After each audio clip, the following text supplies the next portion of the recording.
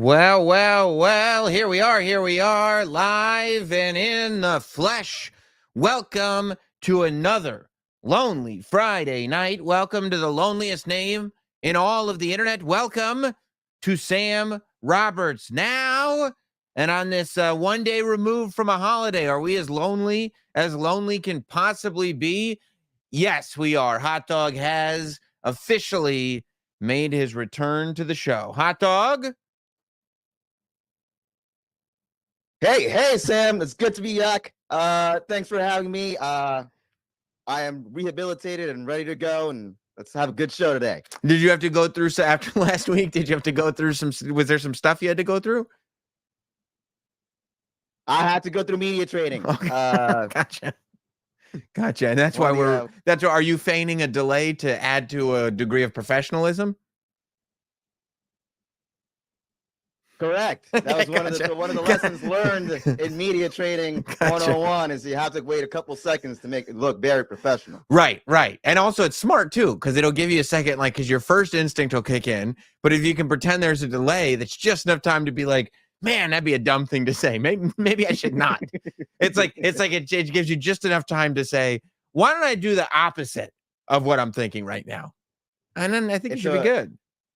It's a real life 10-second or 8-second radio delay. Yeah, no, it is. It's delightful. And it's like we do the radio delay the way people listen to vinyl. There's like a texture, there's a warmth to it, to that traditional kind of way of communicating. Well, welcome to Sam Roberts Now. As you know, the rules are the rules. Every super chat will be acknowledged here on Sam Roberts Now. But we have so much to talk about. First of all, how was your July 4th? Did you celebrate her birthday, America's?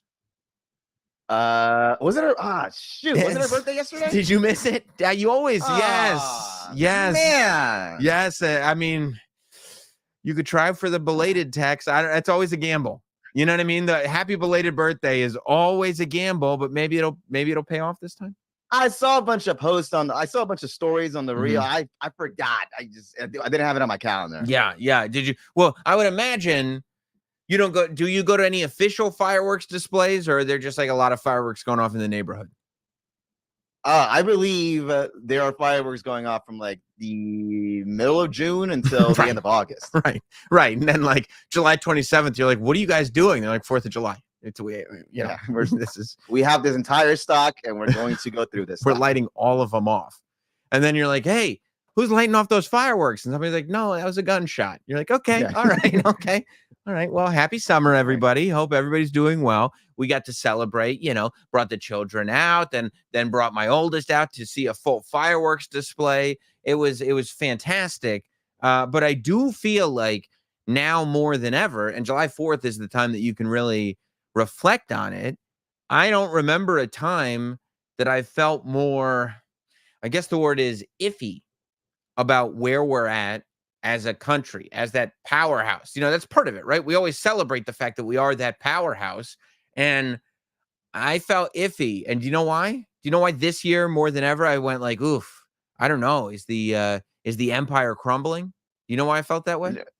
I mean, there's a good couple dozen reasons why. Okay. But okay. I can take a guess. Okay. Was it because a certain national hero wasn't on the grand stage? Yes, it was. As a matter of fact, I think we're talking about that same national hero, and that is, of course, Joey Chestnut. Not only, and this is really, it really spells it out for you, right? That somehow, I didn't think it would happen. I didn't think that, I figured at the last minute, they'd figure something out, pull, break glass in case of emergency, and here comes, oh, there's one more participant. Here comes Joey Chestnut. Or maybe, triple threat. Right. Maybe halfway through, we get the heist of the century, and Joey Chestnut cashes in and goes, and like the competition is already 2 minutes underway, and now he's got to make up all the time. I don't know, but somehow we did this competition without this guy. And what's really disgusting about this photo is, I don't know if you guys can tell, but from where I'm at, the resolution, you can see the specks of the half-digested hot dog buns on his cheek.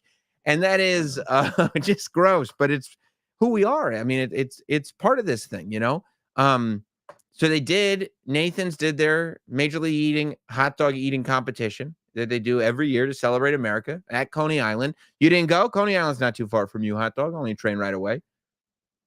I mean, there's nothing to see there. Right. At this point. Right. Who's the draw? What am I taking the train? I mean, I got to take the subway, the dangerous thing in the world to go see who? Who's the draw? Joe Smith, whatever. I love that you started that and went Joe, and then you're like, oh, wait. Joe is literally Joey Chestnut's name. Where am I going with this? But you're right. There was no draw. And wait till you hear this, okay? I didn't watch it because it was almost like, what are we even watching at this point? But the winner, and congratulations, by the way, to the winner. It sucks that he'll have an asterisk by his name for the rest of history when it comes to professional eating. But the winner ended up doing 58 hot dogs in 10 minutes, which is a lot of hot dogs.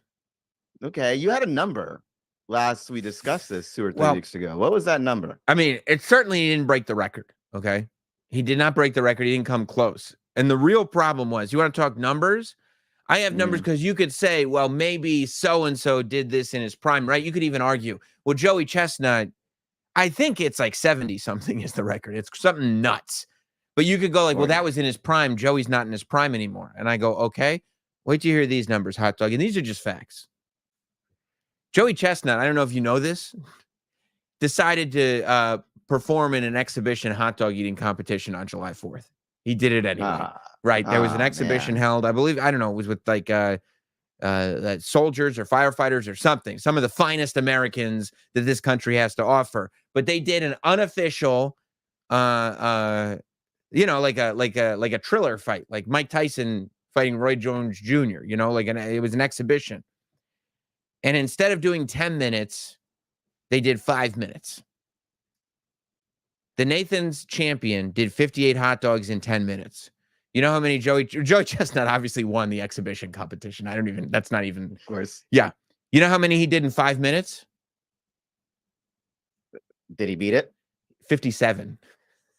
He did 57 in 5 minutes, which means that if he were at the Nathan's competition, if he wanted to, he could have just enjoyed, like the first 5 minutes, he could have gone all in. And then for the second 5 minutes, he could have just enjoyed a couple of hot dogs at a standard pace and still won the thing at 59.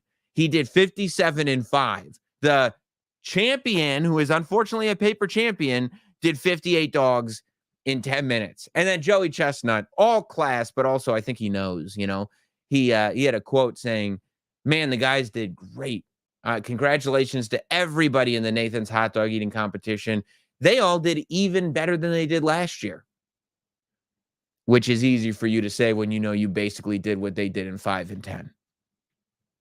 And he should have. He finished it up by saying, "This is where the big boys play over here." That's right. Listen, look at the adjective. Yeah. So, but I felt like, at least for me, and I don't know if this is something in the national consciousness. I don't know if people are still. I would imagine they're pretty much reeling, I would say, over the Joey Chestnut thing. But the lack of attention on the Joey Chestnut thing allowed me to pay more attention to other events. Did you know, hot dog, there are other events associated with this competition? With the Nathan's hot dog competition? Yes, I did not know. This is news to you as well. What is there, like a women's division? There is a women's division and I don't even know that she did great. They don't, the numbers just aren't the same. Right. But there is a women's division. No, but there is a different game. There's a different, for lack of a better term, there's a different competition that is part of this event. Oh, like what? Like a corn and a cob eating competition? Honestly, not a bad guess. Nice. Not a bad guess. And plus, you would definitely win because you eat it the long way. Oh my God! By the way, where are all the cobs? Hot dogs? We're not supposed to swallow them. Hot dogs just patting his belly right down the hatch. Oh, slid right through. Right down. Can you imagine trying to get him out the other end? That would just be a hideous process. No, it's not. It's not a competition of who can eat the most corn the long way. No. No, there is and this has been going on, I guess, for years, and I didn't know, a lemonade drinking competition. Oh, that's pretty American. It's pretty American, and we have a legend right there. And again, I think this is because so many people pay attention to Joey. We didn't realize this was even going on. But Badlands Booker, who's a name that I've heard before, who's been prominent in the competitive eating space, I think he probably realized that, look, I'm not ever going to beat this Joey Chestnut at hot dogs. But boy, do I love lemonade. And I love drinking it fast. And so he's put himself in here, and he came in defending champion with the world record. Now, the way this works is it's not like in 10 minutes, how much lemonade can you drink? How much gallons of lemonade? Why not? Yeah, no. That seems like the obvious. No, it's who can drink. And this is even like, this is caveman level stuff. Like this is bare bones. And I love sports that are bare bones. You know, that's why I love like discus, just throwing, who can throw this the farthest, right?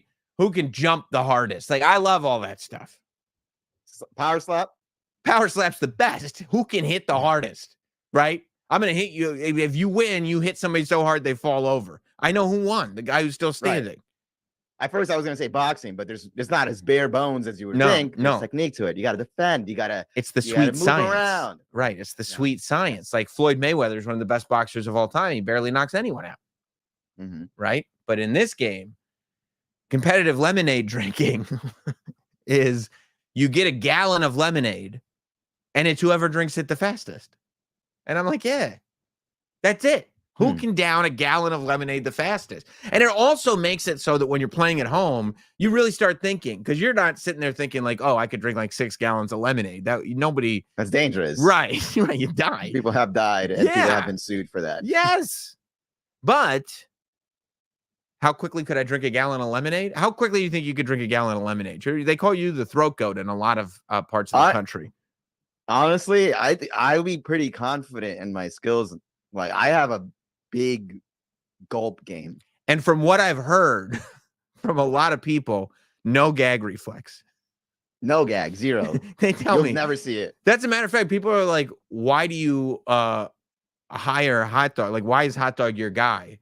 And it's because you came so highly recommended because everybody talked about your gulp game.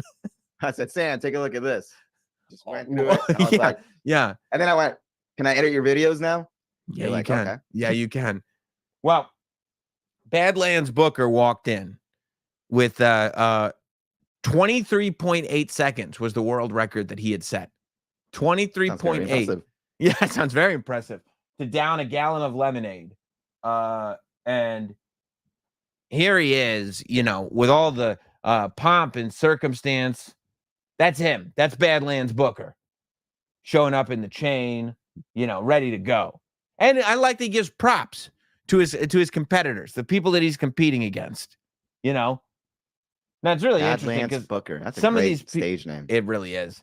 Some of these people, the physique, they just don't look built for it. But you know, I don't know. I mean, you look at Joey Chestnut, and he doesn't look built to fit that many hot dogs in his belly, and he does it. But you gotta. Are you thinking about the technique already? You see, it's in a jar. It's in like a big gallon jar. And look at him, just double fisted. Look at the way he moves. Look at the way he just goes. He's incredible. I mean, these guys next to him, this dude with the faux hawk is sipping the thing. And Badlands, this twink next to him, forget it. He's not doing any process. Why'd you even show up? Badlands downs it, done. See ya. And he's still smiling. Badlands sets a new world record. A new world record was set on July 4th. 21 seconds it took him. An entire gallon, 21 seconds. And did you see how much was left on to the left and right when he finished it? I mean, yeah, it was. You're 100% right. Look at this. Look at this. It's like full jars. Like, look at this one. It doesn't look like he had any. Like, I don't even know why they're competing. This is like finding a sport that is technically a sport, but nobody's good at it. And you just realize you have a talent at it and you can go and dominate it. It's a genius. half of them enlisted on this thing just because they were maybe a little bit thirsty. It doesn't look like they were in it for the victory. Right. They were like, the lemonade's free? Because I guess I'll sign up. I mean, I like lemonade. And plus they get a t-shirt, it looks like. So you get a lemonade and a t-shirt. Now you only get a minute's worth of free lemonade though. That's great technique. See, I would have thought you instead of like having it face down, you have it angled up and you just let it, just let it come down. Let the physics work, do its job. Well, you gotta. Not everybody can open up their throat the way you can. Yeah, I mean, you do wonder how tight are these officials, because technically the jar is empty. If most of the lemonade is all over like your chest and your t-shirt and stuff like that, like you dribbled it all out, is somebody there going like, no. There's got to be some kind of bylaw about the ratio of lemonade. Like, you really shouldn't be spilling any of it if we're talking about setting records here. Not a drop. And it didn't look like. And I don't think he did. Yeah, I don't think so. Badlands, I think, downed every last bit of it.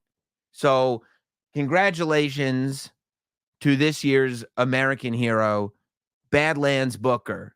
And I do think, summer's not over. And I do think we haven't gotten any more details about it, but Netflix did say we were getting that Memorial Day hot dog eating competition between Joey Chestnut and Kobayashi. So, it's a big time for American competitive eating. But it's a big time for a lot of stuff. Hot dog, we have so much to talk about on Sam Roberts Now, because I thought during the day, I said, well, I guess after that performance, Badlands Booker owns the 4th of July. This day belongs to him. And then I'm scrolling through YouTube and somebody creeps up next to my ear and goes, I see dead people. And I went, oh, not again. Not again. He couldn't have more. He doesn't have more, does he? And Kendrick Lamar decided not to let the 4th of July go by without piling on the Drake hate energy. It is amazing, because most of the time you would think something that has been this exposed, something that has been this exploited, for lack of a better term, meaning used, people would start going, I've heard it. Okay, I get it. But every time a layer gets added to the not like us iceberg, people enjoy it more and more and more. It is amazing. Kendrick dropped the official music video for Not Like Us. I believe, what are we, 2 weeks, 3 weeks, 2 or 3 weeks removed from the Amazon concert? Pop out. Yeah. From the pop out. He drops this video. It did 1.3 million views in 1 hour. In 1 hour. It did 1.3 million. By the way, we also found out earlier that this song, the Grammy Award, or the Grammy committee, has come together and it is eligible for a Grammy. Not Like Us is Grammy eligible. And I dare you, regardless of what the topic of the song is, find me a song that deserves a Grammy more. Find me one. It's about calling another dude a pedo. I know what it's about. I know. But let me ask you this. What does your body do when that song comes out? When you hear, you're already doing it. I mean, it won't stop. It is unceasing. I've watched this video multiple times now. We've been tracking this thing. We enjoyed the rivalry when it was first happening. But I mean, when the rivalry was first happening, people almost forget now that there were songs going back and forth. Like, that was a very fun weekend. It was like it was a whole anthology. Right. And now this song has eclipsed everything that came before it, to the point where you're like, I mean, there's no, because it's like Drake's like, well, I'm not responding to the song being this big. And Kendrick's like, good, I'll put on a giant concert that brings the Bloods and the Crips together. Well, I'm not going to respond to that. Good, I'll put out the biggest music video of the year that also, by the way, brings the Bloods and the Crips together. It's incredible. It's gotten to the point now where you gotta think about us for like a split second. What was this feud about? Instead of just going like, oh, because Drake's a pedo. Yeah. He hates Drake. That's what the feud's about. I don't know. He hates the guy. And I mean, dude, like the thing that's great about Kendrick is that for the people that are just listening to the bare bones, right? That just kind of aren't really paying attention, but kind of get it. They know what it's about. He says it straight up. A minor, and he's doing the hotline bling. Like everybody like him young. Right. And it's the first verse. It's not the third verse. It's not like you have to listen. It's the first. It's still in the, hey, what is this song? Part of the song. But then you watch the video on Hot Dog. The things that are sewed in, there are obvious things in the video, and then there are not so obvious things in the video. For instance, when he starts hitting, I'll show you. Did you see the piñata part, Hot Dog? He was hitting an owl? Yeah. An OVO owl. Yes. This is the emblem for Drake's label. And then look at the disclaimer. It says no OV hoes were harmed during the making of this video. That's good to know. I was worried. And it's beautifully shot. Here's the other thing, Hot Dog people. And there are some geniuses on the internet that went through this entire video that helped me out finding all these little Easter eggs. Kendrick loves numbers. There are multiple videos that go through his songs and his lyrics where he talks about like you don't even realize how many tie-ins there are with numbers. Like that's one of the ways his brain works. And so people realize this, right? And so in this is I heard you like him young, you better never go to cell block 1 section of the song, right? Where it looks like he's in a very artistic prison cell almost. And he starts doing push-ups.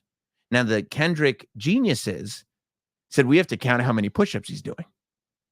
Because they stay on the frame of him doing multiple push-ups.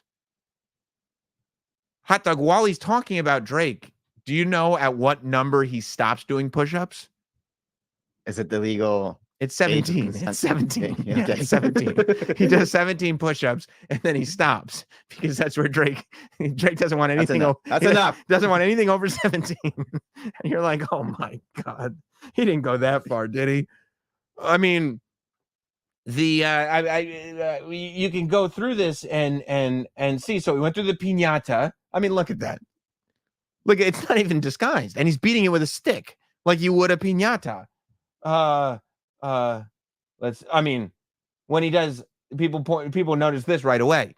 The part where he goes, try to strike a chord, but it's probably A minor. He's playing hopscotch. Mm-hmm. The children's game. You see the underlying thing that's happening here. I mean, it's disgusting. And then, as if to say, well, who would agree with something like this? Everyone. There's a lot of people. I would say maybe a couple dozen. I mean, I haven't counted. Could be even more.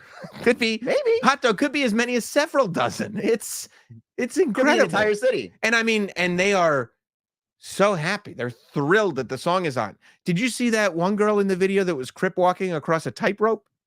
Yes. It was amazing. What did you think? When the video comes and you're taking it all in, what did you think? Well, I found out about it. And it's such a weird thing that in 2024, a music video is like getting this much attention because my roommate came in, we were watching a movie, and then he goes, Turn it off! Turn it off! Yeah, exactly. That's exactly what happened. We're watching, and he was like about to watch it on YouTube. We were like, don't you dare watch that music video without us. And we just watched it together as a family. Yeah, you've got to watch it together as a family. And then just like take a breath after, like, oh my God, he did it again. Yeah. I mean, as it goes on, he's going to all the spots in Compton, which further exemplify the fact that he's respected by all of these people and that he's respected as he's saying these things about recording artist Drake. Drake said he wasn't respected in Compton. Well, clearly that's not the case.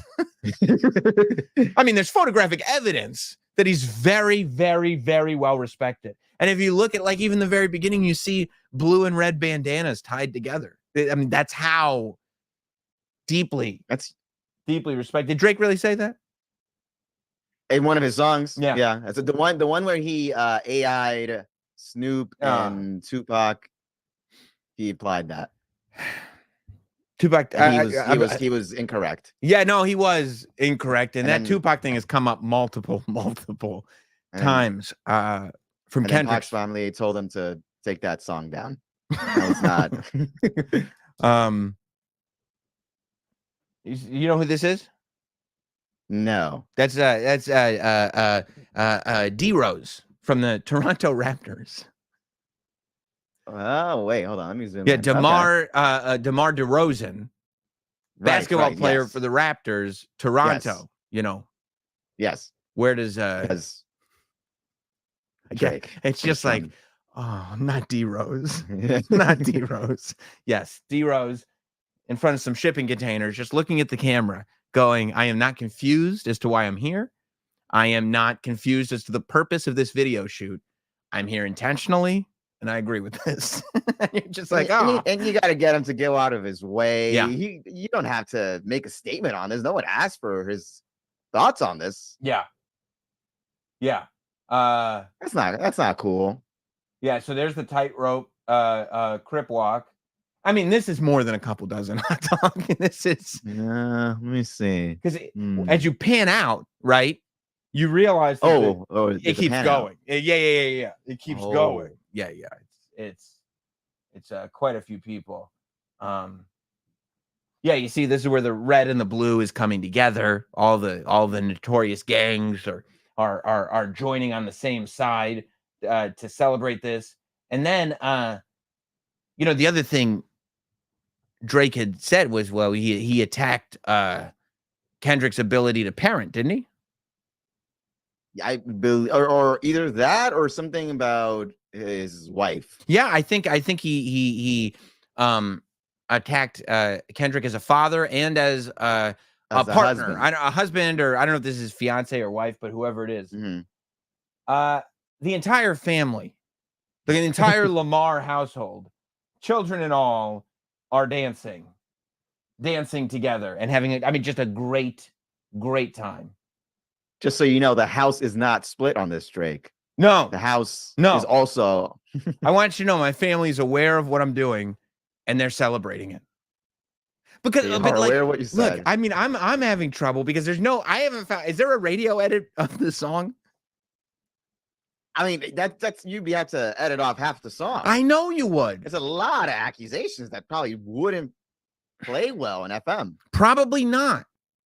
Well, here's the thing. I'm struggling because I know for a fact that my children, who are 7 and 5, would love this song. And I can't put it. Yes, exactly. Boop, boop, boop, boop. They would love it. But I can't put it on right now because they're both in that space where they are extremely good listeners. They have incredible retention, and they're awesome at repeating things that they hear. So I can't go that far.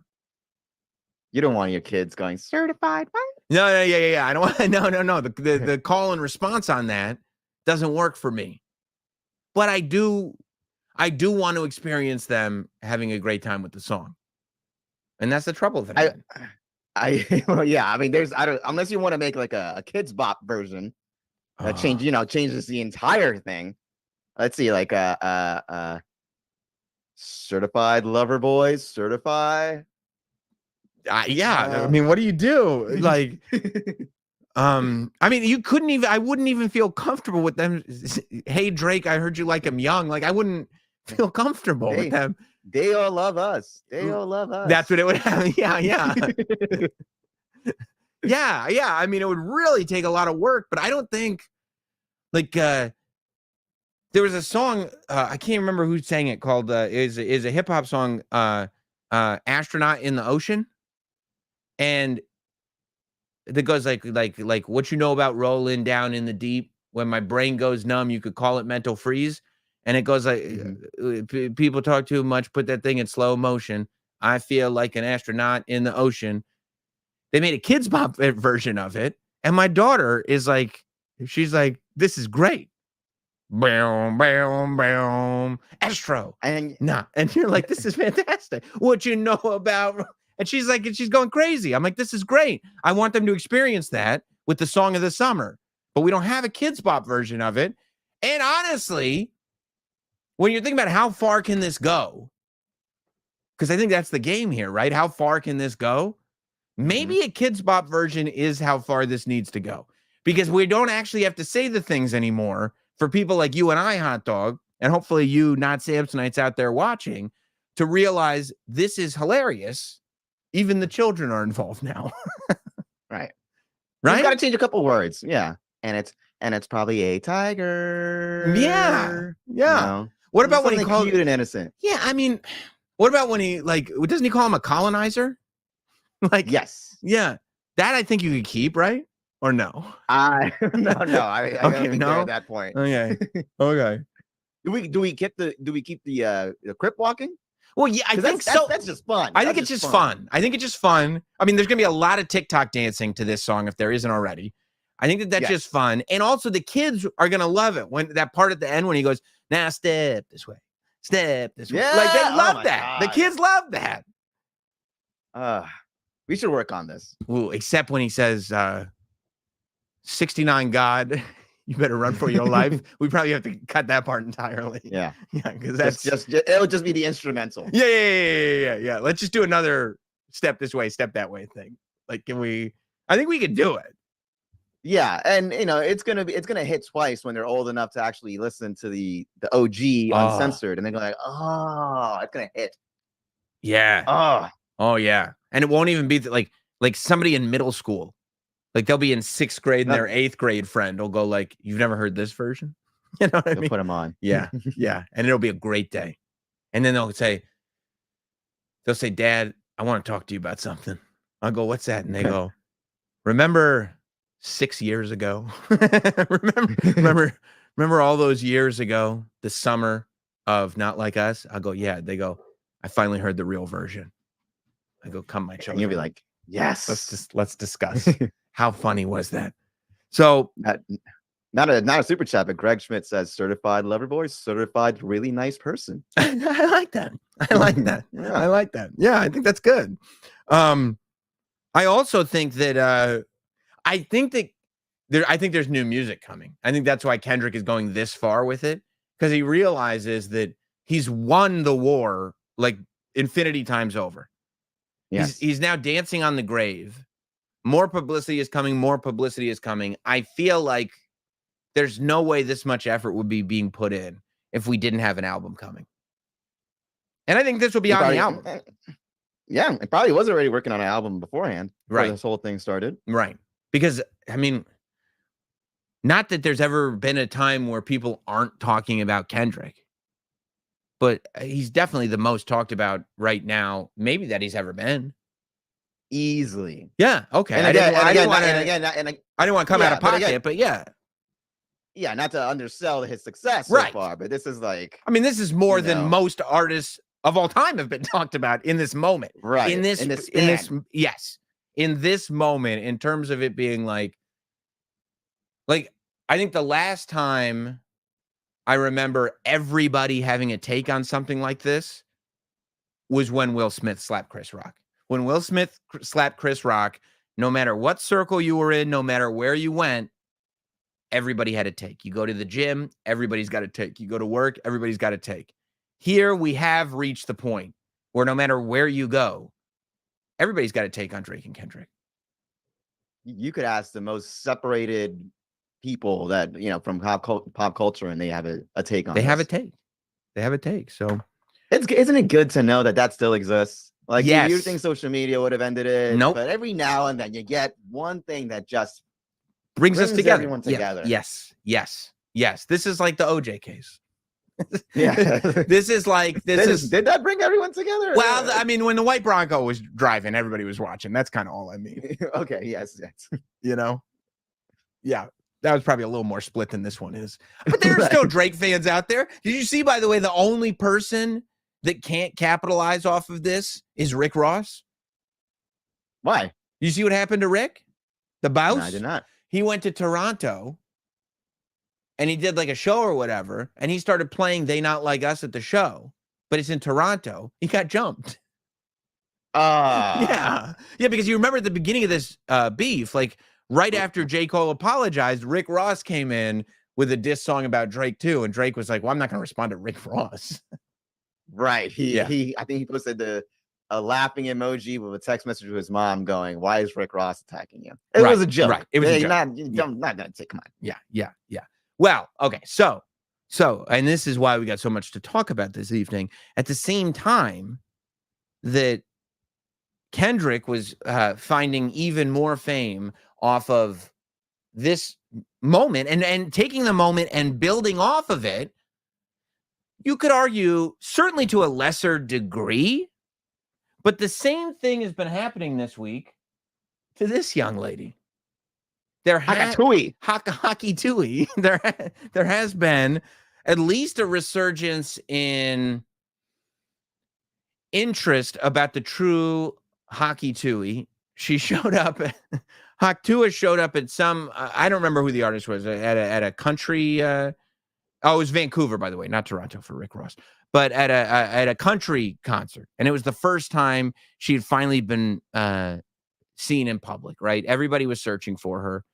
There were all these rumors about who the real Tuah girl was. At one point, she was signed to CAA. She deleted all of her social media because everybody made such a big deal about this. She was a teacher but got fired. There was all this talk. A lot of urban legends. Urban legends that came out about Zach Bryan. So she shows up at a Zach Bryan concert. He brings her up on stage. Of course, she's a legend. She gets cheered. Everybody loves her. I mean, you go to a Zach Bryan concert and all of a sudden Tuah comes out, you're going to get excited. You know, you got to be a real hater to not be pumped at, like, yeah, I know who that is. But then she sat down backstage at the show and did about a 15-minute podcast for like one of the Barstool people. And it was the first time that I've seen that a public conversation has gone out there besides the one where she says she likes to hock Tuah on that thing. You know what I'm saying? Is this the one where she's with her friend? Yes. Okay. Yes. And I watched it. It did about 2 million views. Obviously, people are very interested to find out more. But I've got to tell you, and maybe this won't remain. Maybe she will be corrupted at some point. But as far as social media, quote unquote, stars go, she came across really well. Like, she was very down to earth, very relatable, just a human being. I was impressed. I was impressed by Tuah.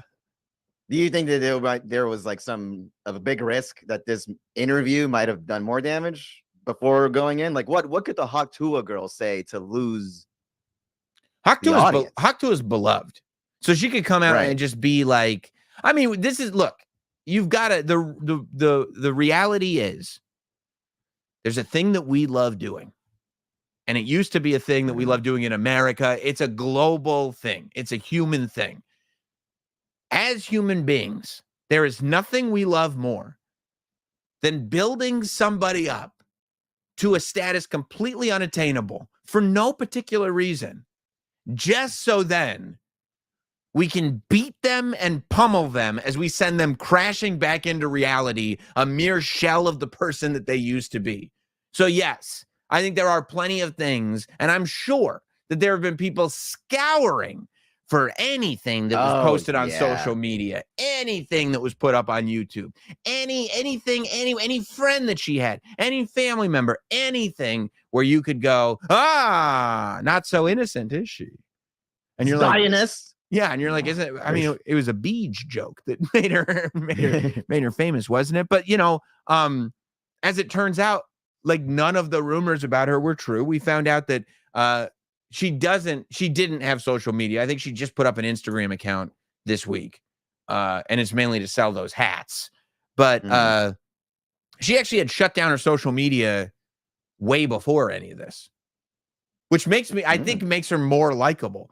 The fact that when she did that interview, she had already shut down her accounts. Like, she wasn't on social media at that point. which I don't know what happened. I mean, maybe there was a bad breakup. Maybe who knows? But sure. But the fact that she wasn't on social, like nowadays, when you hear somebody isn't on social media, you go, "Good for you. That's awesome." Yeah. Like a digital nomad. Yeah, yeah. Meanwhile, it's like it's one of those things where if you're looking at somebody who doesn't have social media and going, "That's awesome," you could also delete your account. It's not like it's essential to your being, but. Right. It's like someone who says they don't drink. And you go, good for you. I hate that. I mean, there's a whole, you just don't, you also. Awesome. It's so condescending. It's so like, man, that's really great. Can I ask you why? Yeah. But I think it's great. I'm like, and I go, no, you can't. This is condescending. This whole conversation I hate it. We're not having it. It's not happening. This isn't, it's something we're going to connect on. Good for you, Sam. Good for you. Hey, man, I want you to know right now, you need to move the fuck on. Okay? You need to find another point of conversation because I'm getting insulted here. And I'm not. So was it like, was it like something when you were younger or like you black out one night? What? I mean, it's good for you, but I just want to. Yeah. I want you to know. And no matter how many drinks you have, I want you to really understand. I'm not drinking tonight, but I'm also not the one. Okay. So you need to take these questions. Yeah. That's what I'm saying. You need to take these questions and go elsewhere. Okay. So I don't know. I mean, this guy, I think he needs a drink is what you asked me. Yeah. Well, uppity. Yeah. Give him an edible or something. So, yeah, she said she worked at she had shut down her social media before all this. So she didn't have social media. Not only did she not get fired from her teaching job, she was never a teacher. She's too young to be a teacher. She's 21 years old. She was never a teacher. She's never studying to be a teacher.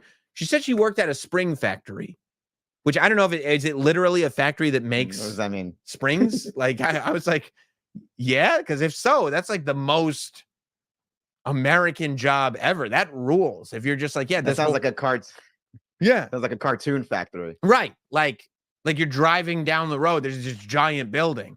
What are they doing there? They make all the springs. Like, anything that's got springs have to be made. So what they do is they take metal and they curl it. You see, and then that's a spring. I'm like, no, I know what a spring is. That whole building, yeah, spring factory. They got a ton of employees. I think it's great. What kind of spring you want? Yeah, she's got them all. Unless I misunderstood it, which I very well could have. I mean, what did I didn't analyze this thing. I watched it once, took a couple of notes. I wanted to talk to you guys about it. They were like, yeah, we heard your dad's a preacher. She was like, my dad is very far from a preacher. Like, my dad's not even sort of a preacher. I think it was like this whole thing that people just were like, we want this all to be true. We want her dad to be a preacher. She's been fired from her job as a teacher. Whatever rhymes. She watches the show Reacher. Her favorite movie is Creature from the Black Lagoon. Whatever it is. I mean, I guess that's the thing when you don't have social media. People are trying to find all this info about you. And if they don't have it, then they're going to fill it in themselves. Yeah. Well, if you're not going to tell us, we're going to make it up. So you better tell us. There's going to be a story. Yeah, we're putting it out there. So her dad, not only is her dad not a preacher, but her whole family, she said, is totally cool with all this. They were like, yeah. Nice. She was like, I say funny shit all the time. So they weren't that surprised. And I was like, oh. Now, this is like this. And I'm sitting there. This is like halfway through the conversation. I'm like, this is a very reasonable, non-sensationalistic conversation we're having about this. Are we actually human beings here doing this? Is this what's happening? This is great. Now, last time we talked about it, we were discussing how she's going to monetize it. So did we find that out? I mean, obviously she's doing merch. That's a good question. Yes.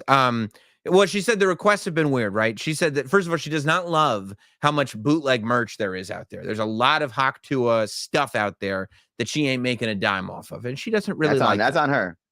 For how so? Should have moved on it. I'm sure. Well, she works at a spring factory. You know what I mean? She's not really set up. The infrastructure wasn't there when this interview came out to get everything in line. Here's the problem with it, and this happens with all this stuff. She's building the infrastructure now, by the time that it's all set up, there'll be it'll be over. It'll be all done. The fact that we've gotten this much out of it is a blessing. It'll be but whatever. We're selling hats right now. So she's got the hats that she's selling through this dude, and she's happy about that. But she said she's been getting a lot of odd requests. She said that the dude who's selling the hats has been telling her that guys have been messaging the site saying, we'd really love it if she could spit in a jar. We'll give you $600 if she'll spit in a jar.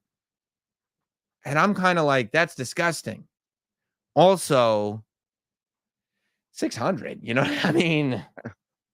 That's a good way to earn a living. And honestly, if a guy is that forward that he'll send a message and go, this isn't even offered on the site, but I will pay you $600 for her spit in a jar, you can get $800 out of him.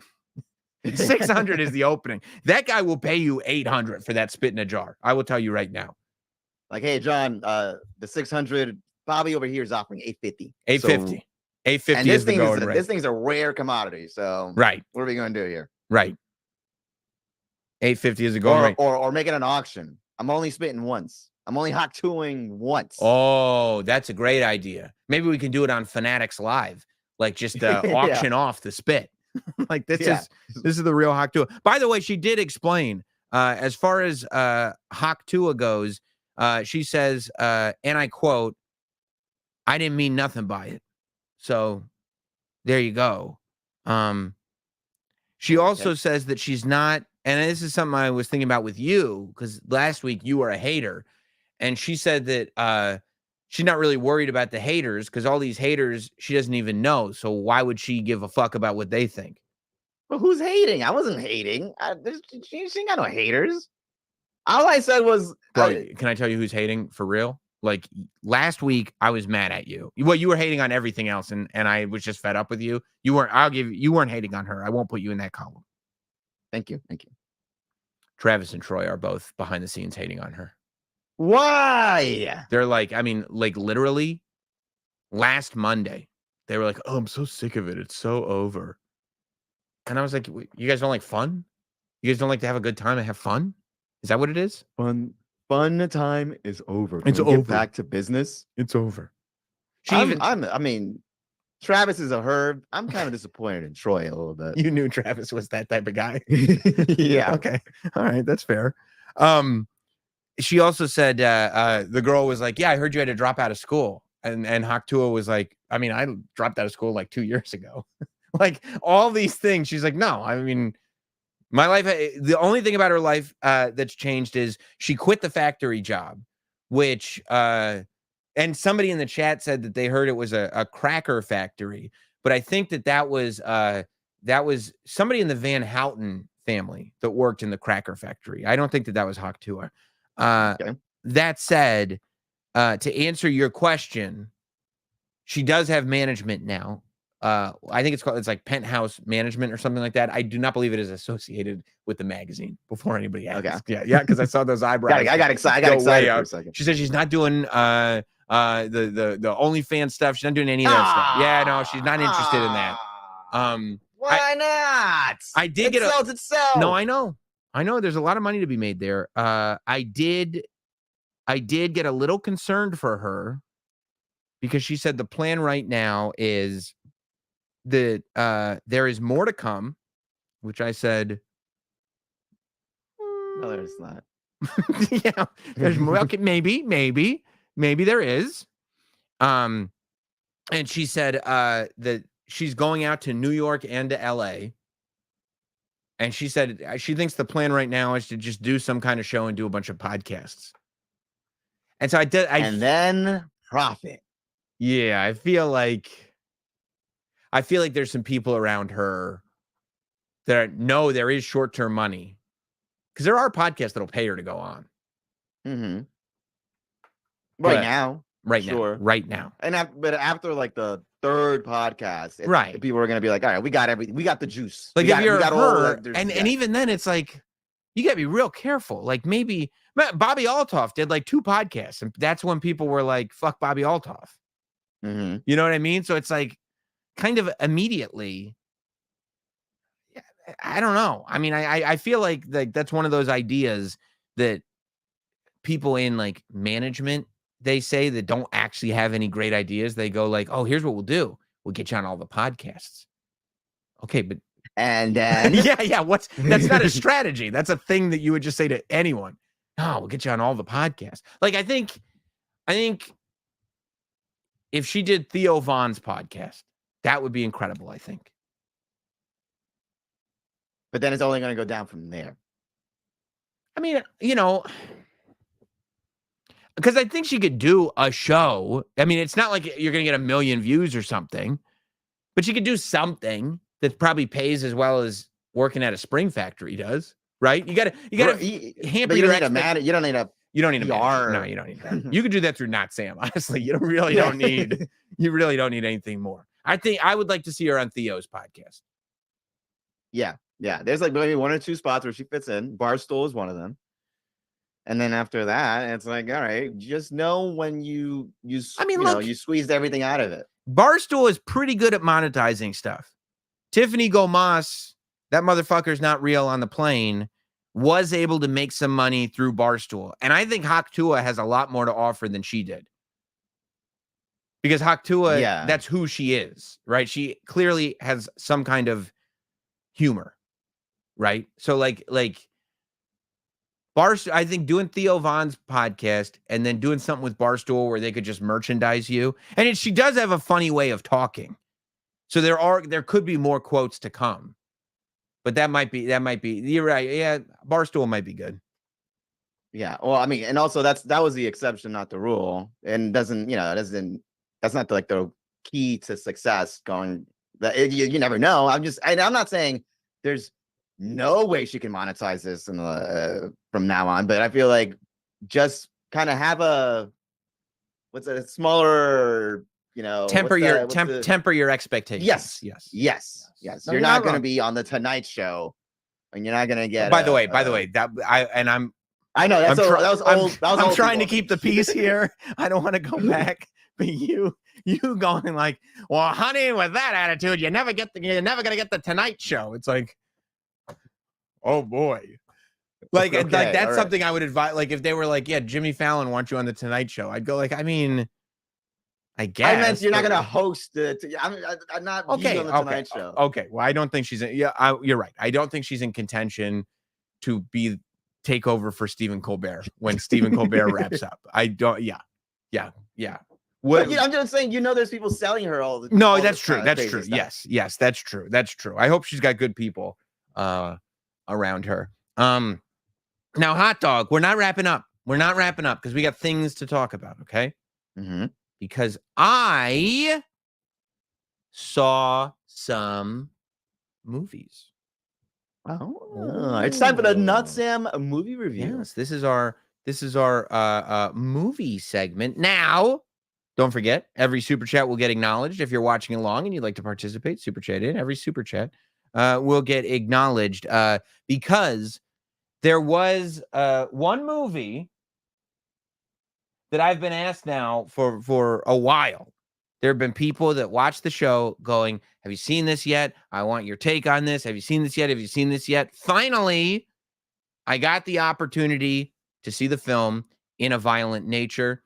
In a Violent Nature is a film that was put out by Shudder, actually. It's not on Shudder streaming service yet, but Shudder is low-key doing pretty amazing things. Like they will put out movies just straight to their streaming service. It's a horror streaming service, but a lot of them have been good. Like the movie Host that came out during the pandemic was awesome. Late Night with the Devil that went to theaters and then got a digital release and then ended up on Shudder was a Shudder movie. This is the same way. In a Violent Nature got a small theatrical release. Now it's available on like digital on demand where you have to buy or rent. And then eventually it'll be on the streaming service Shudder. But I got to see it this week, and it's a very polarizing movie. I enjoyed it quite a bit. It wasn't without its flaws, but I really liked it. And I liked a lot of the things that people don't like about it. Now, there are a lot of people that do like it a lot. It's just it's one of those, for me, at the end of the day, I liked it. Would I recommend it? I would recommend it to a very specific person, right? I wouldn't, like, if you hit me up, Hot Dog, and we're like, hey, like you have done before, I'm going on a date.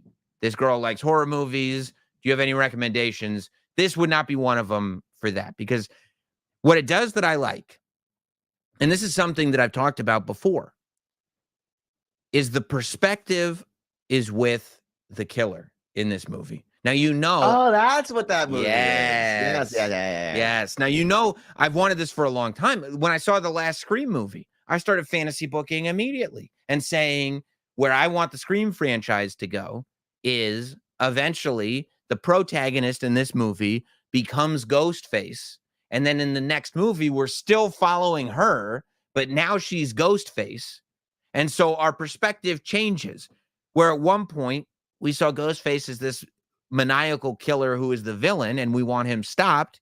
Now we're following him, so we see things from his perspective. Maybe it's just the pro wrestling in me that like goes like, yeah, every great villain needs to feel justified in what they're doing. And if that's the case, then told in the right way, you can make an antagonist a protagonist. And I think that's part of what this is. And that's what I hope happens through this movie, that more people start trying to tell that story through the villain, because it's very much, aside from that, like the things that happen in the movie are like right out of the How to Make a Slasher Movie 101 handbook. Every trope is in it. I mean, to the point where some of the scenes feel derivative, like the, young teens, early 20s, hanging around a bonfire, talking about the legends of the haunted woods and stuff. Like, we've seen all of this stuff before, but that little twist of making it told from the killer's perspective changes it, and for me, makes it interesting. It makes it interesting, but it's a different watching experience. Because when you're watching a slasher, and I'm not going to do any spoilers, but when you're watching a slasher from the perspective of the victims, the killer comes out of nowhere. You never know where the killer is going to be. There's a suspense. You hear those noises. Very scary. When you're watching from the perspective of the killer, you literally see every move that he makes. You're going with him as he's choosing which victim to hit next. Oh, that's the guy he's going for. Now, it's interesting because you see the back of this victim's head, and you're watching him as he has no idea what's coming, even though you know what's coming. But it's a different type of suspense. There's no real soundtrack to this movie, which I like, but some people don't like. There's no soundtrack. So you're just hearing, and it all takes place in the woods. In a Violent Nature is, I think, a purposeful title because half of the thing is a nature movie. Like, you're looking at the woods, and the shots are long. We take a long time before cutting. Like, there are multiple points in the movie where we're just following Johnny is the name of the killer, and we're just following Johnny as he trudges through the woods. Like, the camera's behind him, and we're just watching him walk through the woods. It's like those questions of, like, when you're watching a Friday the 13th movie going like, oh, where is Jason? How did he get over there? Well, we know, but the reason we know is because we spent like minutes just watching him slowly walk through the woods. How does that translate into horror or like, well, it's not scary, or it's not suspenseful. If that's what you're at. I mean, there's a suspense to it, because it's almost like, The Simpsons. I know that little guy's going to do something, like we're walking through the woods, and it's like, I know we're going somewhere, and whenever we get there, it's going to be a big deal. They make up for it. It's interesting because it's like these long sequences of walking or preparing for something or whatever it is. And then at the end of that, the kills are nutso. Like, the kills are insane. The kills are tremendous. Like, he's folding people up into pretzels. It is awesome. It is so gory. It's all practical effects. It's also shot 4:3, like you're watching on television. Like it's it's not widescreen, so it's interesting. But like it's so crazy, skulls getting caved in, gory. But the time between the gore is not like this high-paced, oh, I'm over here, I'm over there, I'm over here, I'm over there. One of the scenes that I liked, for instance, was like, you know how in a traditional like slasher movie, the campers will wake up the next morning and the dead body will just be on display in this location, like they'll just find it. Yeah. So we watch the killer kill somebody at one point, and then he drags the body with him. But we watch him the whole time. Like we're just with him as he's walking all the way through the woods, dragging the body, finding the place he wants to put it, putting it in that place, doing the whole thing. So to me, like I was like interested in the journey. I was very intrigued by all this, but you know, I could also respect where somebody was like, yeah, I didn't need to see all this.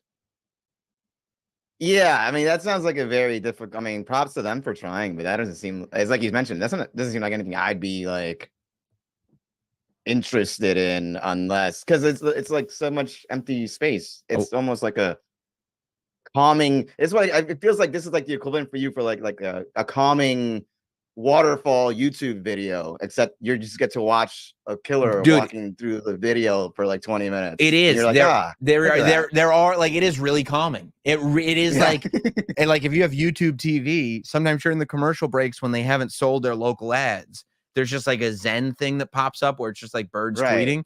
Yeah, and that's what it is. And a huge portion of the audio of the movie is Johnny's footsteps walking through the grass and the leaves and stuff like that in the forest. And it's a beautiful day. And you're like, oh, this is really nice. And you get to be like, oh, you have it in the background while you're working. Yeah, 100%. And then you turn around and he's like repeatedly taking an axe to somebody's face. And you're like, oh, never mind. Like you have it on with your wife. And for a second, she's like, oh, this is really nice. And you're like, can you shut your eyes for a minute? No, it's about to get very violent. But then it'll be nice again. I promise. Yeah, like we don't really get to know the victims at all. We don't really care, but I think that that's done intentionally, you know. And when they do it this way, it also feels like there's more reality to it, even though it's like a zombie killer. Like the killer is Jason Voorhees. Like it's Jason Voorhees, but he walks like Michael Myers. So it's almost like a slower moving Jason Voorhees. And the prosthetics, like the kills and the practical effects are awesome. The prosthetics feel very much like he's like they're gloves and a mask, you know, as opposed to like, you know, makeup. Although when they show his face finally, the way his face moves is pretty cool. I did enjoy that. Now, does it feel? Is the reason you're like reviewing it the way you are is because you really, really like the concept, but you feel it's a little half baked, or do you just feel like this is how it should have been done, but it's just not for everybody? I don't feel like it's half baked. I feel like it's not. Like, what would you have made better if it? Because it seems very interesting. I would have added. I would have added more story to it, like far more story elements, making it so that like every scene really counted. I mean, that's just how I would. That's kind of how I would do anything. I would want to make sure that every kind of minute counts. And there are some points where it's like, no, let's just have nothing happening here, because sometimes the fear of the unknown does it all. Like, I'm not against that, but yeah, I mean, it was a 90-minute movie that felt like it could have been 60, you know what I mean? And so, you know, I wouldn't say though, some people say it's elevated horror. I don't think it's elevated horror at all. Like, you know, elevated horror is a real genre now where, you know, what does that mean? It's like you try to class up a horror movie, where horror movies have always been looked at as these kind of like, you know, schlocky B movie things. When you try to make like a art film that is also a horror movie, they call that elevated horror. And the reason I wouldn't call this elevated horror is because all of the real horror elements are straight up tropes. Like they're things that we've seen 100 times in 100 horror movies. So, you know, what would you consider elevated horror? Is Parasite one? Parasite's is Parasite a horror movie? Maybe more thriller. Parasite's, I feel like, an elevated thriller. You could argue that The Menu is elevated horror. You could argue that Midsummer is elevated horror. Okay. You know, something like that. Some people would say The Menu's not. I think it is. I think The Menu is a good example of elevated horror. Yeah. So like for me, I would absolutely watch this again. Like I had a blast. Even like at the end, I was like, I don't think this ending is hitting. And then it kind of did for me. And I was like, oh, you know what? I didn't mind it at all. Like I felt like it was taking a while and then we weren't getting to where I thought we were getting to. But I still was like, I don't mind that. But I could see where people would be like, yeah, I'm not wasting my time with this. You know what I mean? So, yeah, I liked it. I think people who are fans of the genre or want to see something different should see it. I think in terms of movies that would make an incredible montage for amazing kills, yeah, this is it. The kills are unbelievable. But it's not one that I would say is for everyone by any stretch of the imagination. Not for hot dog. No, I won't say this is for hot dog. Yeah. Not like Barbarian is for everyone. Everyone. It's the greatest. Barbarian rules. I saw another movie. We're not done. I saw another movie. Which, by the way, it's funny. Don't forget, every time that you have one of these reviews, you end up back at Barbarian. You just end up suggesting Barbarian. Barbarian's great. If you haven't seen Barbarian, I would check it out. Can you believe, by the way, there's no home video release for Barbarian? It's never like Blu-ray. There's no Blu-ray. It's no there's no physical media of Barbarian. I hope they're not. I hope they're not getting rid of like the whole Blu-ray home video release. This is what I try to tell you. This is what I try to tell people. I know I don't have to tell you. You get it. But like, they're deleting daily shows off of Comedy Central's website. They're going like, Barbarian, we don't need to put that on Blu-ray. Oh, really? What happens when the streaming service goes away? It's gone. It's gone. I'm trying to watch my movie. How can I recommend it to people if they can't see it? Hot dog. Today is the day. Today is finally the day. Maxxxine is here. You know this. I've been very excited. This is eagerly anticipated, probably my most anticipated film of the entire summer.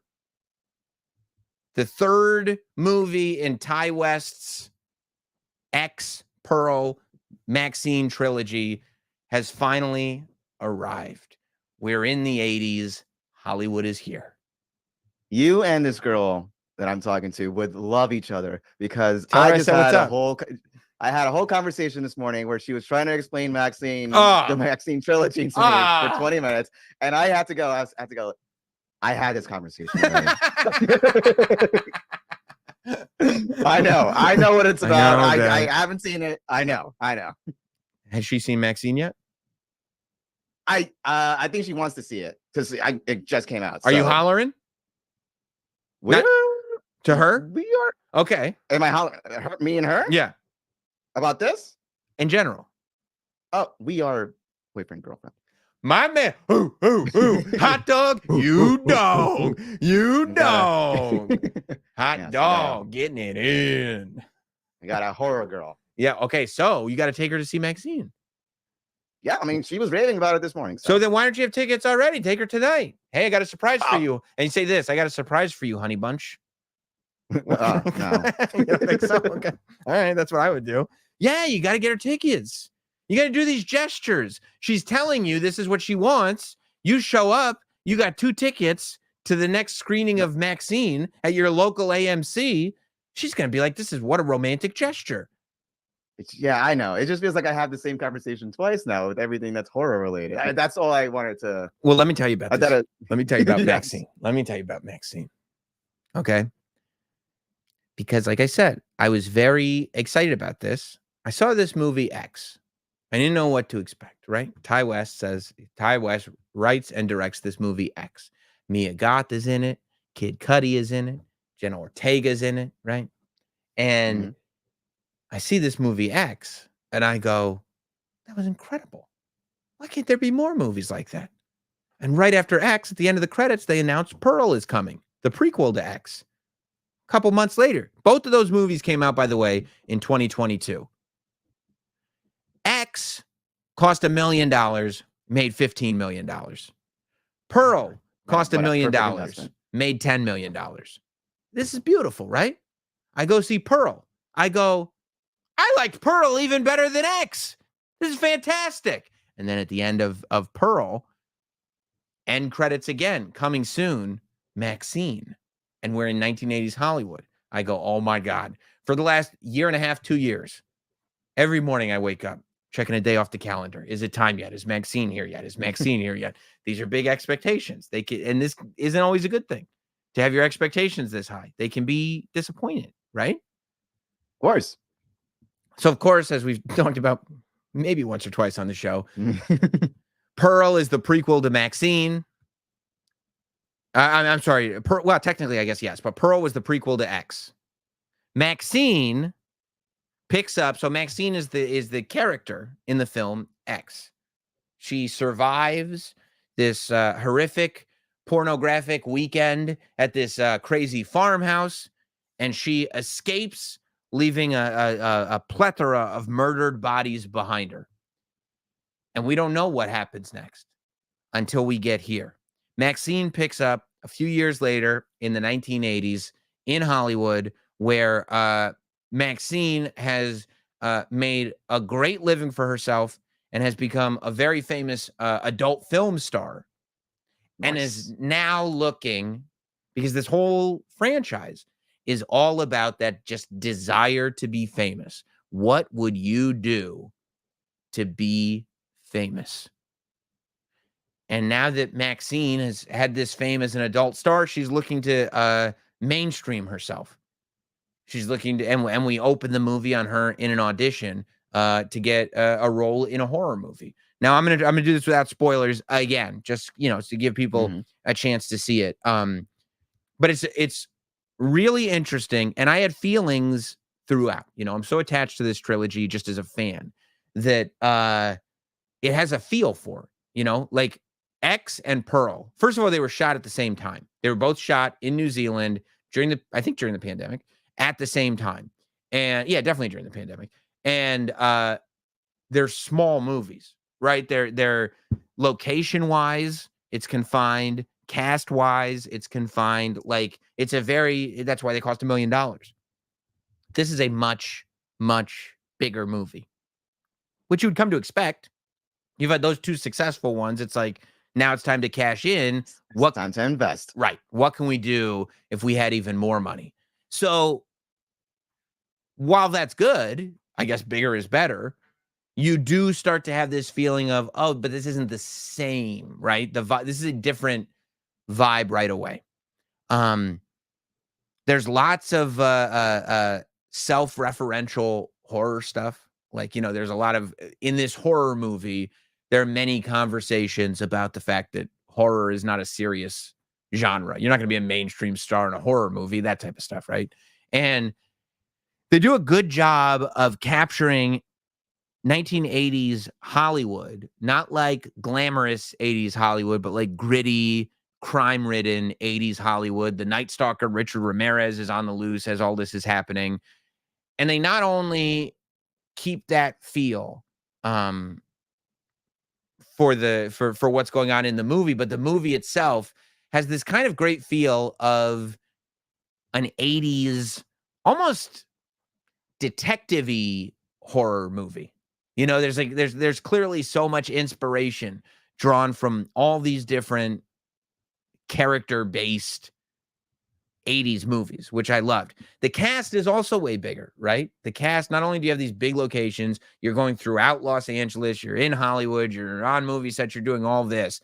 But I mean, you've got Mia Goth back playing Maxxxine. You've got Kevin Bacon. You've got your boy Giancarlo Esposito. You've got Bobby Cannavale. You've got, it's a big cast. No Kid Cudi? No, but I looked at the credits. I think Kid Cudi died in spoiler alert in X, but that was from 2022. Okay. So, but he's a producer. So I don't know if he Oh. signed a deal early on, but Scott Mescudi is a producer on this movie. Giancarlo Halsey is in this. Halsey, pop star Halsey, who puts on an accent that I don't love the Halsey accent in this movie, but that's that's nitpicking. Okay, we're not here to nitpick. So I'm sitting there, right, and I'm watching, and I'm obviously having a great time. I'm loving the story. I'm loving what I'm seeing, and so much, and they're going through like backlots, right? So they're on a movie set because Maxxxine is getting ready to film this horror movie. Mhm. But like on the back lot is the Bates Motel and the house from Psycho and all this stuff. So there's all these little Easter eggs, which are fun. And as I'm watching, I'm wondering, as the movie's getting bigger, and I'm enjoying that there are stakes, meaning that the entire story that I'm seeing and the person who Maxxxine is kind of all based on what she went through, what we learned about her in the first movie, and what she lived through in the first movie. Meaning, we get some backstory from the first movie, which plays a key part in this third movie. But also the fact that she went through all that in the first movie has completely warped her and changed her. So it all is affected. So it's like that. It all means something. Yeah, that level of connective tissue, I think really, really, really helps. All that said, we're in probably the second act of the movie, and I've got a pretty good idea of where I think they're going. And as they start ending Act 2, I go, I don't dislike this, but I'm not sure it's going to hit. Because I said, if Ty West can stick this landing, he's got one of the greatest horror trilogies ever. I'm not sure that this Act 3 is going to hit. And then Act 3 started, and I might as well have gotten walloped over the head with a baseball bat. It hit so hard, I can't even tell you. I mean, Act 3 hit. And when the reveals start coming, and when the curtains start getting pulled back, and you realize what's been going on this whole time, you're like, yes, this rules. And everything comes to this great climax, and it all connects. It's all related. It all counts. It's all part of one big story that has played itself out. And I was like, this is awesome.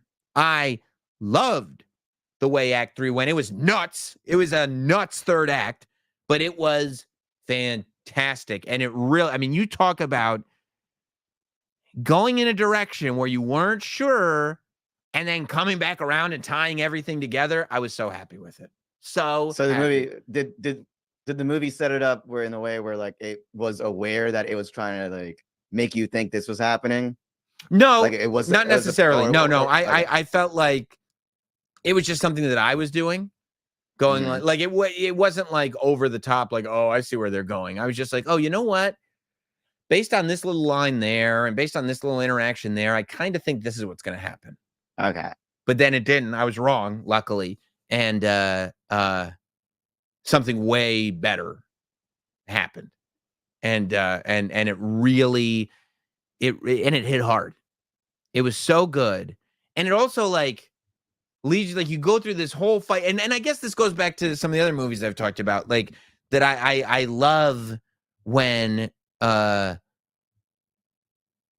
idea of morality is kind of like, wait, should I be rooting for this person? Like, who is there a good guy and a bad guy here? Like, you realize at the end, like, this whole quest, this whole thing that we've been on, what we've all been rooting for with our protagonist, has been this sort of morally corrupt and bankrupt goal of just being famous. You know what I mean? Like a star. Right. This whole thing is being a star. And all we've learned throughout all three movies is how truly ugly that is. And like, it takes levels of not being a person, you know, and still We want our star to win. We want our final girl to do it. And I love that sort of complicated nature of it.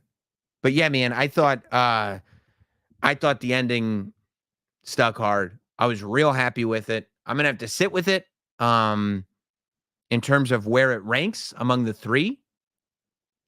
Because right now, Pearl is my favorite. But X is great, and Maxxxine was really, really good too. So yeah. What are your initial raw rankings? I think it's Pearl, Maxxxine, X. I think. Okay. Right, it's raw.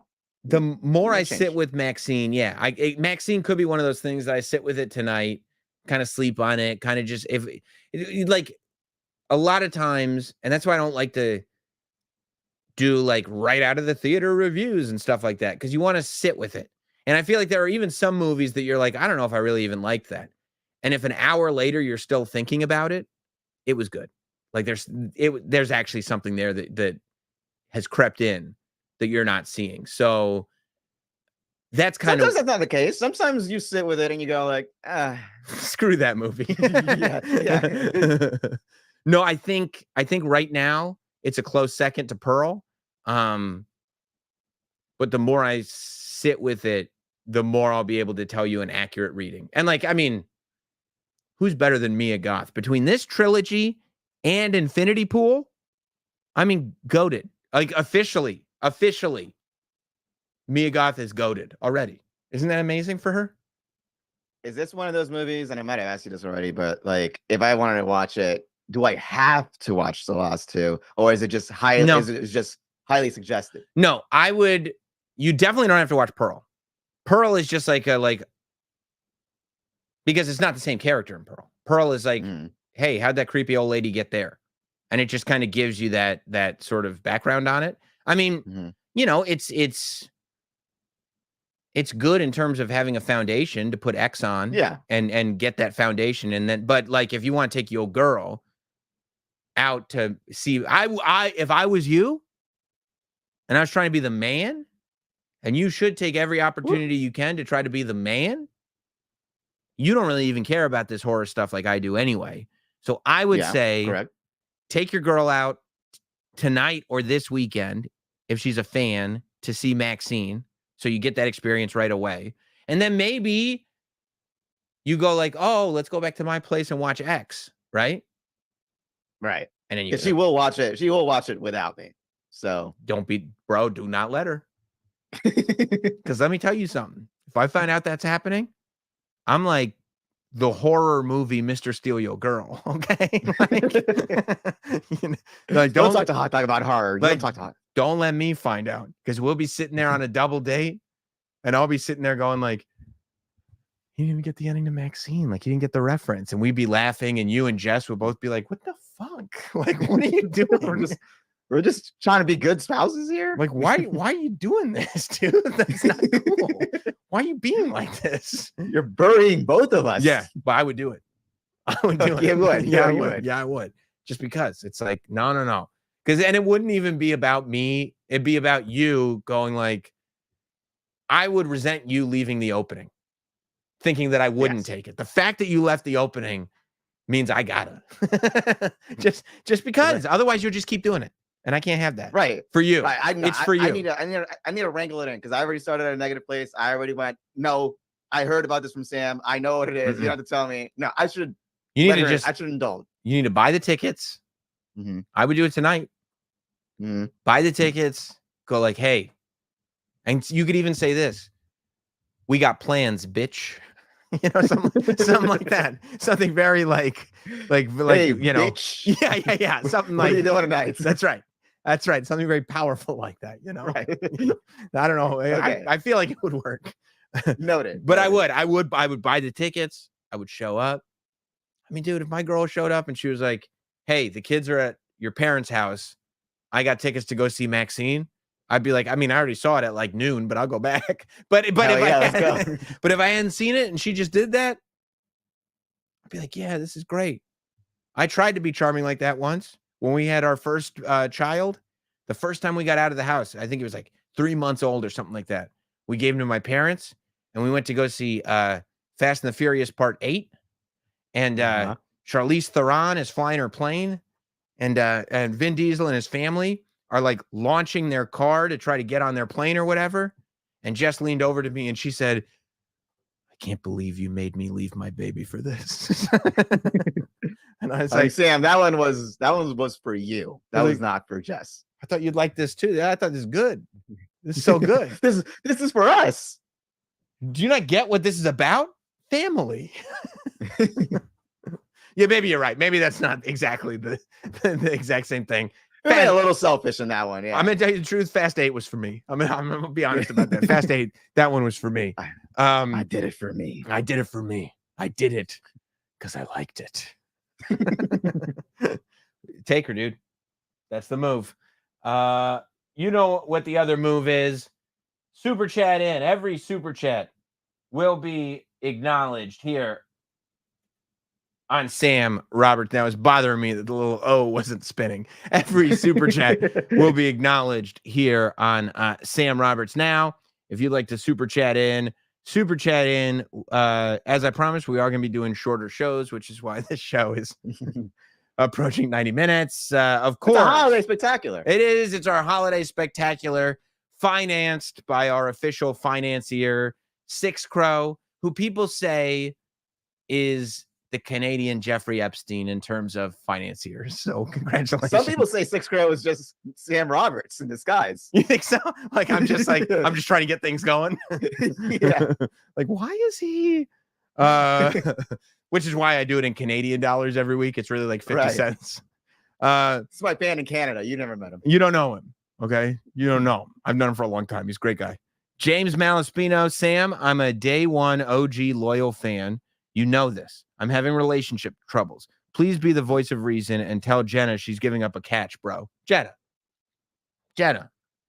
you will never find somebody like James Malaspino in your life, okay? I want you to know that right now. You're probably out there thinking, oh, I'm going to do better. No, you won't, okay? This is the guy. And the dick game, strong. Vicious. What I've heard. Vicious. You don't want to give that up. No, my man's dick game strong, okay? You're right, Hot Dog.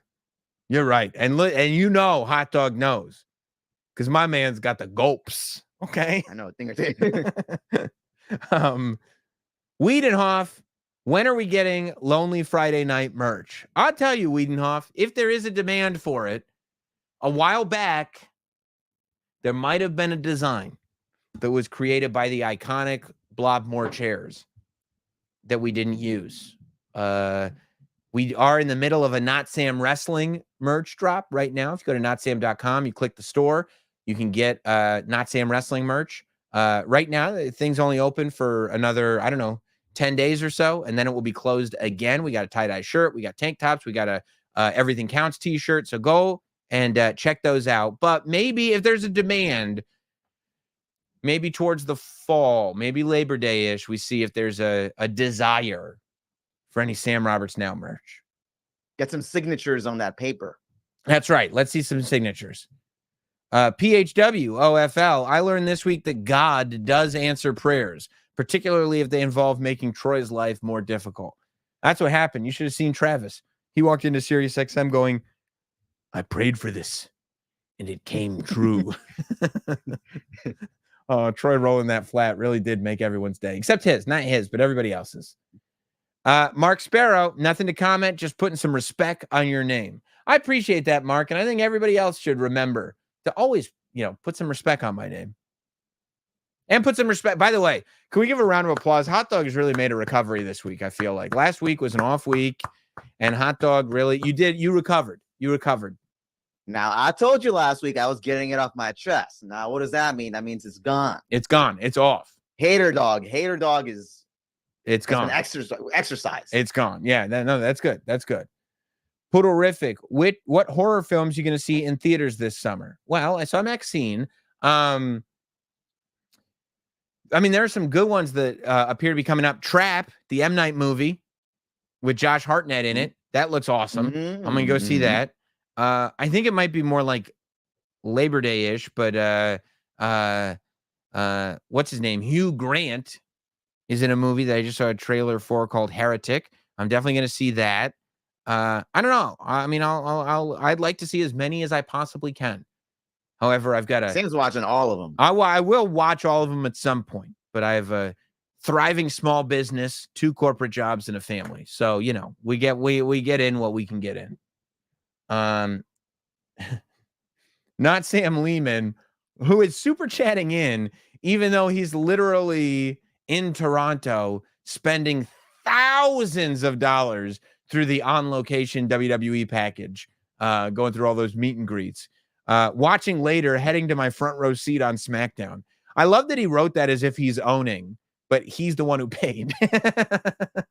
We're gonna find out that Lehman's gonna be like he's in incredible debt, like in a couple of months or from now. Do you know where Lehman's been hanging out? Where? In the Fanatics Live room, buying stuff when I go on WWE Fanatics Live. I mean, spending. He's spending. He is spending. Lehman, if you show me a pay stub for $75,000 right now, I will quit my job and I'll work for you. Yeah. Hot dog. I heard you married your cousin. No. It's not like, I mean, technically, yeah, she is my cousin. But yeah. Jordan Williams, Tuah girl is Mary from There's Something About Mary, a cute girl that's actually fun to be around. Yeah, that's right. I heard somebody hired a private eye to find Tuah girl, and he went to the person that hired him and said, I'm in love with her. That was what's his name? Matt was Matt Dillon? Was that who it was in that movie with the big teeth? Just an uncomfortable smile. Yeah, he was so good. He was so good in it. I love Something About Mary does not get enough love. Parentheses #_ writes, hey Samuel, make sure you and Mr. Norton don't take photos or tweet anything crazy this weekend. Let the rest of your staff know too. Okay. I don't really get that reference. What's that mean? I'm going to be 100% honest with you. I'm lost. Bad Guy Rob, in my opinion, In a Violent Nature, missed a lot of beats, but it was interesting to think about what shots would be happening in a regular slasher, like what the teens are talking about in the cabin while the killer is walking around. Yeah, okay, so one of my favorite shots in the movie was there was this, like, he sees the teens go in the cabin, right? And so once they're in the cabin, he uses a wooden board and he wedges it in the car to get the car to honk.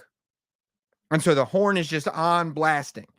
Then he walks behind the house and he walks all the way around the house. And it's all like one shot. And then by the time he's around the house on the other side, the teens are outside so he can sneak up behind them and get them. Now, in a traditional horror movie, you'd be inside with the teens. You just hear the honking, or the car. I said the car honking. And then you go outside and then the teens would be like, what happened? And somebody would attack them from behind. How'd they get there? Now you see the kind of process of how he would have gotten there, which I found that interesting. But, you know, that's the type of thing I find interesting. Rob also writes in, also, it's the first time I've ever seen someone get up and walk out of a movie. P.S. Love you, hot dog. Wow. Yeah, I mean, I could see it. Another open parenthesis. Another open parentheses. Hey, Mr. Roberts, was any of that stuff true that Opie said about how you never liked Mr. Norton? All of it. Yeah, I mean, clearly, right? I mean, how is it still going on? I don't know. I don't know. I mean, whatever evidence you want to believe, you can believe. There's 8 years of radio, and then also the radio before that, and photos of us in public together, enjoying each other's company, or whatever, or what? I think when you guys hang out on your your hot dog, you've seen us on our own. I think it's usually because you tell me like, hey, hot dog, take a photo of this. Yeah. I got to keep tricking the audience. WKHCN, we know hot dog's awful, but please don't fire him. Please. That's a shout out to you, hot dog. And are you thinking about it? I was thinking about it. Yeah. Ric Flair will never make fun of time. Okay. Another open parentheses. You kept saying Pearl Jam. Eddie Vedder's voice finally blew up. They had to cancel shows and everything. Make fun of Mr. Teft about his favorite band when you guys come back. Okay, bud. All right. Another one. Oh, Ric Flair will never make fun of bands that donate their time. Oh, I get that reference. Okay, I get your reference. Another one about Pearl Jam. I hope Eddie Vedder gets better. I'm convinced he's a fan of Opie and Anthony Universe. You're really good at what you do, Samuel Roberts. Entertaining and funny. You're the man. I'm going to be honest. I'm going to take the compliment, but based on the amount of chats and the way they're worded, I think you started drinking early. But I will accept the compliment. I am going to accept the compliment. And especially the money. And the money is staying. Yeah. James writes in, happy holiday weekend, guys. Keep up the great work. Appreciate that, dude. You make it all possible. Eliago, I am watching you on a red eye from the U.S. to Germany to watch some soccer. Flight Wi-Fi package worth every penny. I would not accept a life I do not deserve. That's a reference. Sick reference, bro. Sick reference. That's a reference hot dog that you'll get if you treat your lady right. Otherwise, me and Eliago are going to keep making sick references like that, and you are not going to know what's going on, and we're not going to tell you. No. How does that feel? Bad. Okay. I thought it would. PS, can we get an I Saw the TV Glow review? All right. If that's what you're asking for, I can give it to you. Another open parentheses. How come Mike Montone wasn't invited to eat hot wings? Eddie Vedder get better. I mean, I think he was. I don't know. I was invited, so I went. I'm assuming he was. How do you not understand my reference? Mr. Cumia lost his job, ruined his career 10 years ago till this. I don't know, bro. I don't know. I think everybody's doing fine. Okay, right. Well, what are we keeping track of the anniversary date for? Yeah, I don't know, dude. I'm just trying to do. I got a lot going on, bro. I'm trying to do a show, and unfortunately, they're much shorter than they used to be. Let's see. This guy does that to Jim all the time. Oh, Six Crow is using more super chats to rat out this dude. Which is, I guess he's saying that dude also writes into Jim's like live streams with Nikki and leaves Jim going like, I don't know what you're talking about. I don't. It'd be funny if they just start, if these people just start having conversations amongst themselves in the chat. Yeah. I love it. Well, guys, I appreciate you. One. Oh, I did? Which one? Parentheses. Oh, thank you. I'm drunk. Your guys better come back on the morning show. Yeah, dude, we're on vacation. We're definitely, the morning show it'll be back a week from Monday. I promise. Oh, I think he means re-sign like next year. I think he means Monday. Well, we're not gonna be there on Monday. We'll be there a week from Monday. Well, he said you better, so I'm not doing it. You should think about it. I'm not. I promise I won't be there on a week from Monday. I'll be there. All right. Well, that's why we say the super chats till the end. It's exhausting. Yeah, but it was all worth it because they're paid. I appreciate all you guys hanging out with us. This has been a lot of fun. I love this. Is lazy fucks. It's like I'm doing a show right now. Were you lazy? You don't like doing shows? I'm doing a show right now. I prepared clips, topics. We've been on for an hour 40. What are you talking about? What about the next one? When's the next one? Literally, I'm going to do a wrestling podcast tomorrow. I mean, what are you talking about? All right. I appreciate you guys. Don't forget, you got 5 styluses. You might as well use them. I'm going to cheers with you later.